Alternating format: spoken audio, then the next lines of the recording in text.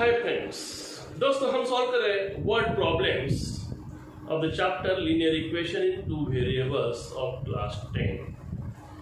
अभी तक हमने प्रैक्टिस सेट्स के अलग-अलग प्रैक्टिस सेट के बहुत सारे प्रॉब्लम सॉल्व किए हैं और ये लास्ट प्रैक्टिस सेट है जिसका थर्ड प्रॉब्लम है। देखते हैं वर्ड प्रॉब्लम क्या है और इसे कैसे सॉल्व करना है। The sum of father's age and twice the age of his son, the sum of father's age and twice the age of his son is 70। देखिए फर्स्ट कंडीशन है, इससे हमें फर्स्ट इक्वेशन मिलेगा। If we double the age of the father and add it to the age of his son, the sum is 95। ये second condition है, इससे हमें second equation मिलेगा। अब दोनों इक्वेशन को साइमल्टेनियसली सॉल्व करके we have to find their present ages। देखते हैं कैसे सॉल्व करना है आसान तरीके से। Let their present ages be x and y years। देखिए हमने अज्यूम किया let their means father and his son, their present ages be x and y years। अभी हमें इन वेरिएबल्स को यूज करके इक्वेशंस बनाना है। फर्स्ट इक्वेशन बनेगा फर्स्ट कंडीशन से। क्या है first condition? The sum of, देखिए sum, the sum of father's age and twice the age of his son is 70। ये है फर्स्ट कंडीशन। तो हमें सम लेना है, दो चीजों का सम लेना है। किन दो चीजों का? एक है फादर्स एज। क्या है फादर्स एज? यहाँ पे उसी ऑर्डर से हम लेते हैं। फादर्स एज x है और सन्स एज y।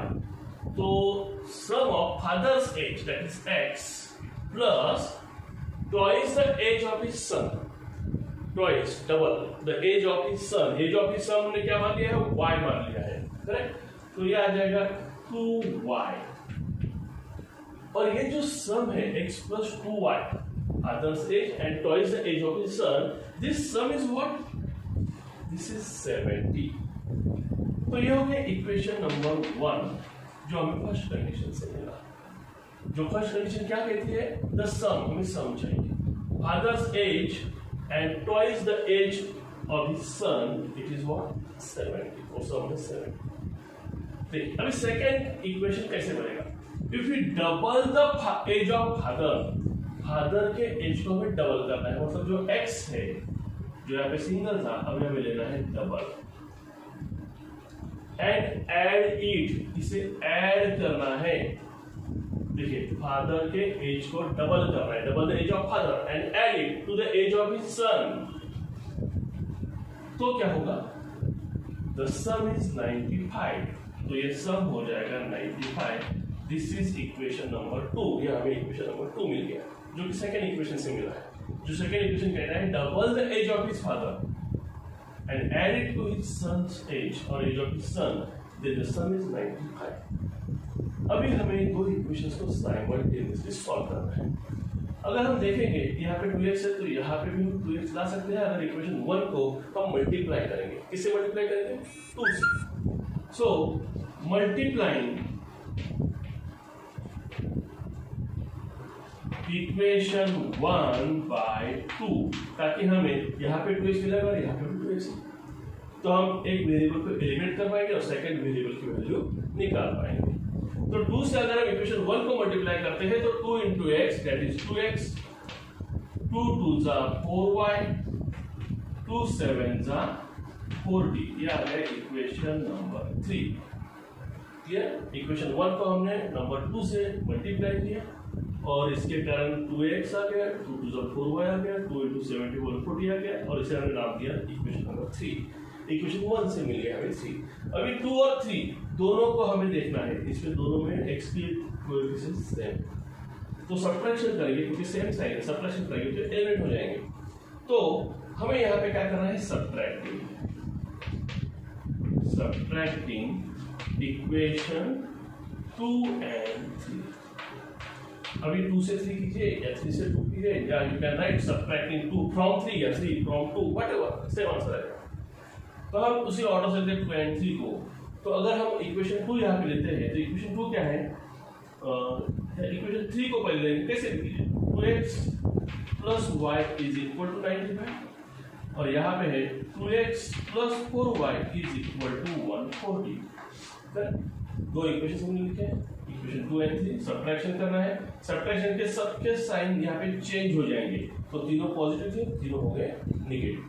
2x हो गया cancel, 1y single y means 1y plus 4y, 1y plus 4y that is 5y।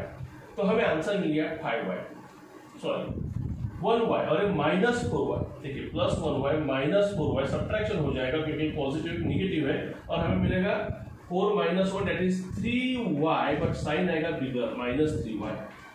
अब यहाँ पे 95 माइनस 140 एक पॉजिटिव नेगेटिव सब्ट्रैक्शन हो जाएगा, और सब्ट्रैक्शन से हमें आंसर मिलेगा 140 माइनस 95 दैट इज 45, और sign of bigger number minus.